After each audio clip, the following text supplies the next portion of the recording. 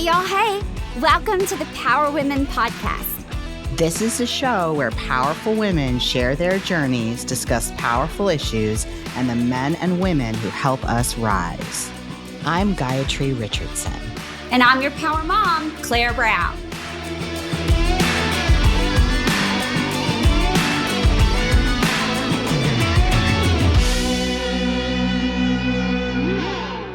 Hey, y'all. Hey, we're back. I'm so excited we're back. We're back with Part two. We couldn't get enough. I know. So much goodness. It's Cara 2.0. 2.0 with Cara E Yar Khan. Hello, Cara. Yar Khan. Yar Khan. You got it. It's okay. You got it almost right. As someone's collectively whose names are not Claire Brown, which I love, but I don't know how often that gets mispronounced. It's just important to grab it and I get called Clara a lot. You. I get called Cara a lot. And I find what's hard is I have a close colleague and I lovingly remind him it's Cara, and he just, so I don't know if I need to write it down for him. When I was younger, actually, growing up in school, because my last name is 2 words, Yar Khan, which is South Asian. And that's common in Latino cultures that they'll use the maternal and the paternal name. Mm-hmm. In the case of our family, it's a title. But in having grown up in Canada, they would shorten my name. And throughout middle school, high school, it was Cara Khan. I think even in college, it was Cara Khan. And my undergraduate degree says Cara Khan on it, which is easier for Canadians, Americans, non-South Asian. And although Latinos will say Cara or Cara, which is very nice. It's pretty. But in America, Cara is a very popular name. Mm-hmm. Cara was also the name of Supergirl television character. And so now, being very proud of my South Asian heritage, I insist on everyone using my full last name, Yar Khan. I use my middle initial, Elizabeth, to try and show that that's the middle name. Doesn't always work. But I find it, it's one of the few things my mother gave me that I love. And so I want to hold on to that, and I would like it to be said properly. It's important. It's interesting. When I moved to the South, because I grew up on the West Coast, when I moved to the South was when I first encountered double first names. This was not a thing. I had no Mary Jo's or Betty Sue's or like. I love a double name. None of that out on the West Coast, at least not that I had any exposure to. Mm-hmm. And so I would often drop the second name from colleagues, but I didn't know. You don't know what you don't know. And it's very important to just say, well, I didn't know. And then when I learned, I did better. Yeah. Right. So Mary Elizabeth is very important. To get the Elizabeth. Yeah. I know. Mary Jo. I do think names are important. It's interesting. We do, I work at Walmart, which we've talked about sometimes, and we do business with our colleagues in India and our colleagues in China. Mm-hmm. And it is still extremely common for individuals with somewhat more complex or different to the American ear names to just say, you can call me Mary.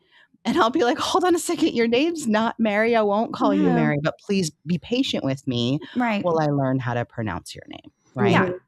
Yeah, that's like my dad calls his wife Jenny. And I'm like, I think we both know her name is something you can't pronounce, but it is not Jenny. There's also the flip side of my parents having lived in China for 25 years. And I lived in Shanghai for 2 years and also in Beijing. I worked in Beijing for a year. It's almost like a nickname to have a Western name. They take pride in it, and they'll often use it publicly and on their social media sometimes, and because that's the name they've chosen for themselves. Yeah. So even they it's not like they, I think, feel like they're compromising their original names, whatever that Lu Mei, or rather than being Mary.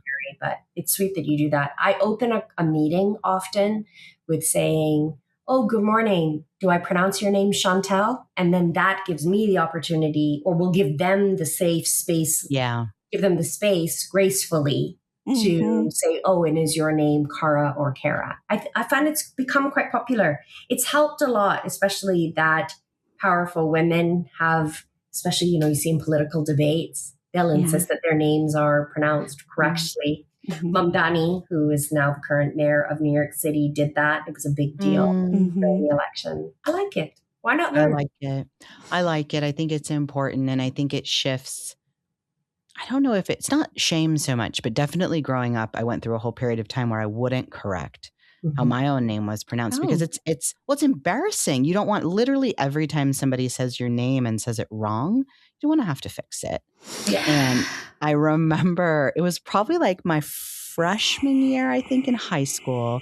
Bigger school, all the dynamics. Everyone in my elementary school knew how to say my name because I went to the same school from kindergarten through the 8th grade. It was a really small school. So then I get to this big public high school, and probably by the 4th period, I'm with the same kids all day. The teacher butchered my name, and the whole class, I didn't say a word, and the whole class chimes in and goes, "It's Gayatri." And I just felt like, so that's like a very mini form of allyship though, right? Yeah. Like you don't have to speak up for yourself just to get what you need from that teacher. It's so easy. So there's also a flip side to that, in that we're thinking that asking you to pronounce my name correctly, I'm being difficult. Yeah. Or I'm not a good girl. Right. Or I'm on some kind of power trip. You were talking about misogyny, Claire, at the beginning. I find that with men especially, me needing to ask politely, "Oh no, it's Cara." And sometimes it's received well and other times it's not. Depends on the power dynamic. There was a realtor here in our market who, she's passed away now. She was much older than me, and I was obviously much younger, and she never would say my name correctly. What would she call you? Clara. And it drove me batty. And I would correct her. And I would say, and her name was Neoma. And I would say, which is a difficult name. It is not a common name. And so I would say, Neoma, my name is Claire. And even in text, I would correct her. My name is Claire. And then I would spell it correctly. And then she would leave my E off. I mean, it was like, I know you're not stupid. I know you. I know you so well. And then finally I got to where she would call me Claire, and I would say, "Well, hi, Naomi." And I would say her name incorrectly, and she would correct me. And I would say, "Well, that's great. My name's Claire with an E." So now we can both say each other's names correct, right? I think also there's the cultural differences. When I moved to Atlanta, when I moved to the United States, the end of 2013, I lived in the South. Although Claire doesn't think Atlanta's the South. But for me, coming to having been raised in Canada, it was a great place to grow up and learn about the civil rights movement but also African American culture. Yes. And I, coming from a South Asian family and a Chinese stepmom where respect for elders is very, very important, I very much appreciated the use of ma'am and sir. And I very much appreciated the prefix. If you were with a woman who was older, you would say Miss Clara or Miss Emma.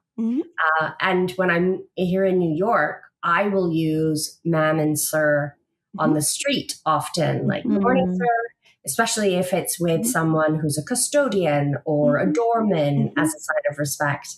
It's interesting how women associate being called ma'am with age. Yes. And when young people call me ma'am, at first it's like, do I look old? Do I look like a ma'am? And I don't really feel or my age because I don't have children. When I realize I have high school friends who have kids in college. I could have children in college right now, or I could even be a grandmother, in some cultures. So but it's nice. I appreciate the respect that comes along with that title, ma'am. Yeah. Well, and being a Southern woman, I will, my children will say yes. And I'm like, "Yes, what?" And ma'am, I'm like, "Thank you." I'll take that. That's something that when I first moved here from California would like, I can't believe these kids do that. And now my kids do that. And I'm proud that they do that because it is a sign of respect. And I think, the how do you pronounce a name? Are you pronouncing a name correctly? What titles are you giving or not giving people is all just how are you using small but significant symbols. Right. To communicate respect for the people around you or not, right? Or a lack of respect for the people around you. It's just like when we go out, I will not open a door. I will not do it. I love that. And especially if my son is with me, and I will stand outside the car. He will be in the car and he will look at me and I'm like, can't do it. This door is way too heavy for me. It will not open. And I will wait until he gets out and comes and opens my door. I like that. Even if I'm the driver.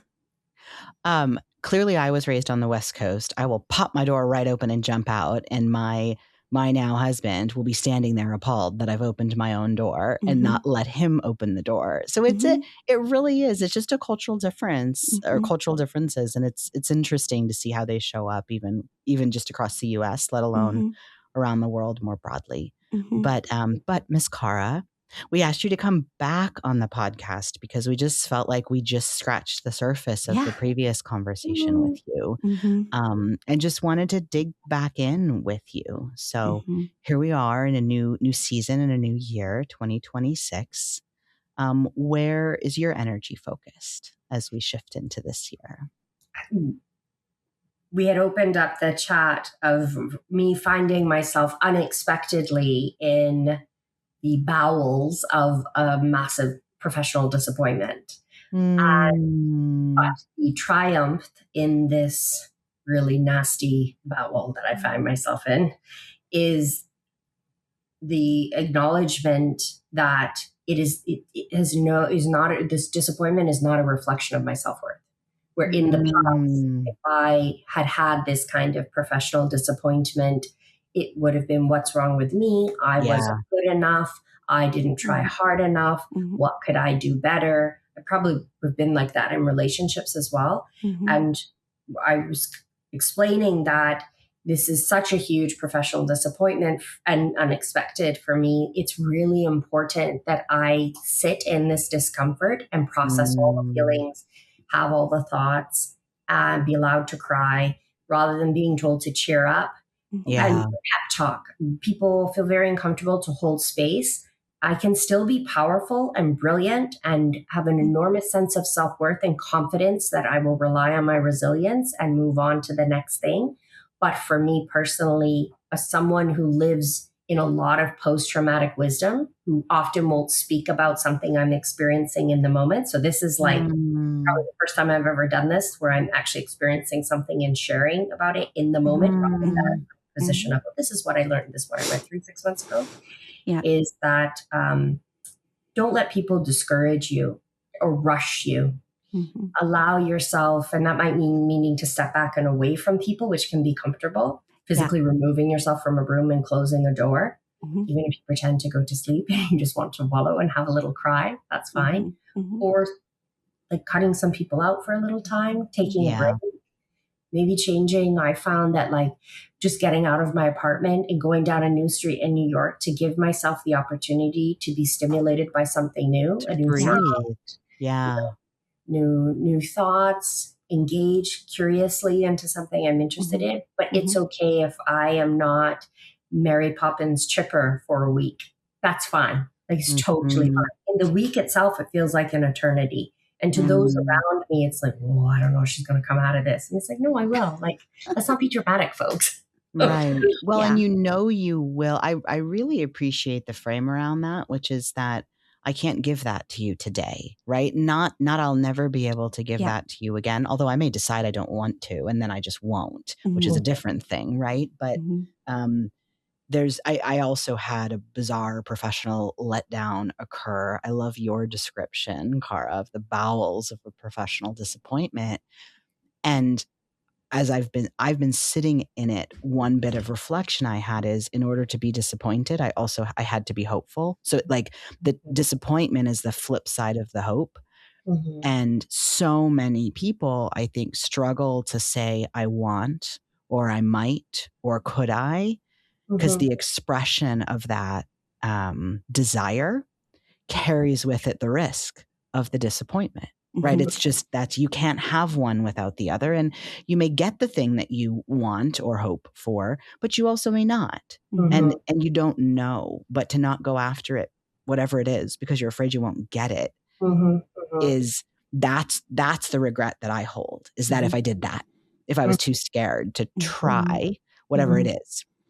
But it's still disappointing. It doesn't remove the disappointment, and it doesn't remove the actual like sense of loss, like just you can still be sad in that and sit in that and bounce back from that when you're good and ready. And for me, this process feels like I'm grieving. And having experienced grief in the past, I know that there isn't necessarily a finite end to grieving. Yeah. This could potentially stay with me for a long time, and that's okay. Yeah. You can still experience grief and thrive in life. You can still be experiencing grief in different manifestations and be happy and move on to new things. So I think in acknowledging that, it helps me understand that I'll know when I'm not in the bowels anymore. Yeah. But I could still be potentially grieving. But I'll know because I'll have the energy. I'll have I'm a very disciplined person. So I, got back in the saddle on the computer Monday morning. I'm going to fix my life and figure this out. And then I tell myself, you're not feeling motivated. You're really not emotionally and spiritually there yet. And that's okay. So just give yourself a break. Do the things that are important, that you're accountable to other people for. And the rest of it, we'll figure it out with time. I think the speed of the rebound is overrated, right? Because it's unrealistic. Well, the sustainability of the rebound has everything to do with whether you've actually taken the time and space to allow yourself to recover. Yeah. So I'm curious, because I feel like the other conversation is always had, like, how do you bounce back from a hardship? But how do you make space for processing the hardship? That feels like the less had conversation. So well, I think we always get into that fix it mode. Oh, I love a good fix. Yeah. Listen, give me an episode of The Scandal and I'm here for it. So, and it's like I told Cara, I said, what I know for sure is we all have heartbreaks that give us breakdowns that then lead to our breakthroughs. And so you have to give yourself permission. You have to give yourself the permission to acknowledge the heartbreak and then sit in that breakdown, just like you are giving yourself permission to sit in it. There, Claire. Yes, but the uncomfortable space is where the growth is. So the goal is to always be uncomfortable in some way or another. I think when you can acknowledge and you from past experience realize that the uncomfortable is not breaking you, it is building you. Yeah. I think what makes me very comfortable in this uncomfortable state is the fact that I have very clear coping mechanisms to protect myself from, let's say, getting into a state where I could not be healthy. So my entire life, because my mother was an alcoholic, my brother was an alcoholic, I have never, and I have excellent discipline, touch alcohol when I am upset, angry. If I'm to have a glass of wine or to do something, it's celebratory. It's usually in a social setting. So I'm very clear on that. Even if my parents were just here, we're having dinner there last night, they're having wine, I say, no, thank you. Yeah. I'm very clear on that kind of like chemical intoxication is not good for me when I'm already low. It's really important for me to make sure I keep up with my self-care. Wash your makeup off, do your cream, get up, put your makeup on, put some pretty jewelry on, put your hair on, present myself in a way that kind of, and it isn't a lot. These aren't huge things, but these things help me maintain a sense of me because I know if I don't put my makeup on and just make what I feel as myself as presentable, I look in the mirror, I'm like, oh dear Lord, you look as bad as you feel. Nobody needs that. I don't need that first and foremost. Yeah. I think those practices and coping mechanisms. The rituals, those small rituals. Certain types of music. Don't put on the sad music that's going to tear jerk. And that's not saying that crying is it. You want to cry your guts out. My father was like, don't cry. And it's like, no, this is important to regulate my nervous system. Do cry, let it out of your body. He liked the science of that, it's just like, and I think it's important that we allow ourselves to cry. You want to be angry, get angry and figure out why. And but give yourself the time, protect yourself, communicate if you can clearly to your friends. I'm going through a tough time and I just need space. I might be offline for a couple of days. I might be offline for a week. You know, people get nervous when I don't post on social media. And it's almost like I'm at the point where I'm posting less, just don't feel like sharing everything. And when I'm going through something like this, I get really quiet. I never posted about my divorce or my separation. So people all of a sudden, you know, there's a difference when people reach out and be like, where's John? I haven't seen John posted. And it's like, you're fishing for gossip. Right. You're not asking, am I okay? That's it. Yeah. I never posted about my divorce or separation either. Yeah. But, you know, and to your point, like, I know what works for me, and I know that I need to get in deeper into my faith and prayer. And I know that I need to read certain books of things that are applicable to what I'm dealing with at the time. And I need to dive into my writing, and things just come out. And, you know, what I was saying is earlier, going back, is if you hold on and lean into those breakdown moments, because what I know for sure is the breakthroughs are coming. If you will lean into the breakdown. And so there's the hope. And so when I know. Although I will say, you told me that during my last breakdown, and I basically said, fuck you too. Yeah. But I just want to acknowledge that that's a statement of fact, but feelings are not fact. And when you're feeling, right? It's like, it's true. I know what you just said is true. I also but it does. know, It gives you hope. I mean, I know that when I'm in the throes of crying and grieving and whatever of my breakdown, I can say, but it's coming. I know it's coming. I just know it's coming. There's something on the other side of this. There's something coming. I'm not going to be here forever. I don't force myself to say hopeful things or have the hopeful thoughts, because I know it's inherently in me. But that's the difference between today at 49 going through this versus Cara even 10 years ago.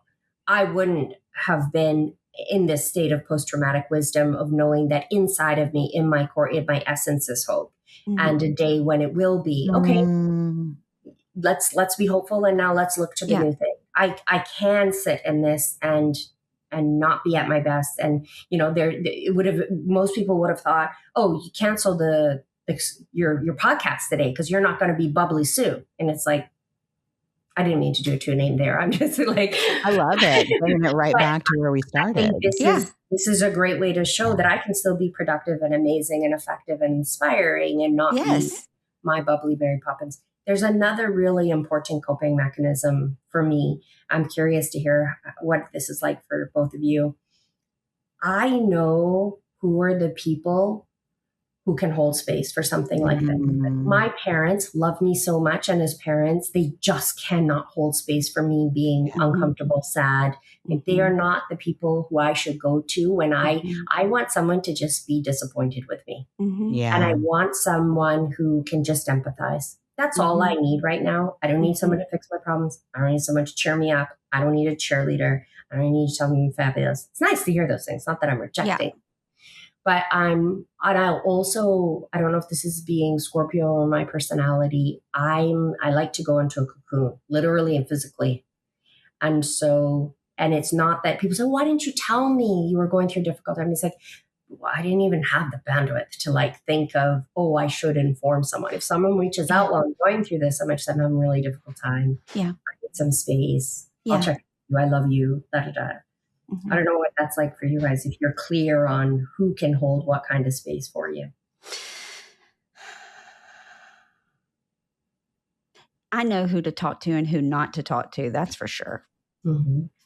I think, to your point, though, the best way to address people is asking the question of, how can I support you? Yeah. In other words, how do you need me to show up for you? Right. What is that you need from me? Yes. Right. What do you need? Rather than assuming. And rather than assume that how I want you to show up for me is how you need me to show up for you, because it's not. Because it's not. And I find for me personally, because again, I'm a very independent person. I've gone through so much work on myself, whether it's through therapy, through reading, through friends, through processes, that just someone asking me that question, it's such a lovely Cupid's bow to my heart, and that fills me up. I don't need anything more than that. I was just going to say, it's just the question. Like literally sometimes that's it. And it's then the answer is, well, you've just done it. And if there's anything else, I will let you know. But the respect that's embedded in asking the question, not making the assumption, is extremely kind, right? It makes you feel seen. It makes me feel seen when that happens to me. I have a friend, a woman who's become a friend. We met because she was my coach for a while. And she has this lovely saying, because she coaches and she has that way of supporting, she refers to the 5-minute friend, that you need folks where you can just call and you can say, I just need a 5-minute friend, which translates to, I have a bunch of shit in my soul that I would like to express aloud. I don't necessarily need you to do anything, but say, yeah, that sucks, or whatever it is. The empathy, and then to ask, do you want to fix it? Do you want more empathy? Do you want the solution? How do you want to react to that? But sometimes knowing that we can turn to somebody who won't skip to step 2 and will just listen, so that you can be heard, whatever the thing is that you need to get out. Yep. And then sometimes once it's out, it's done. That's enough.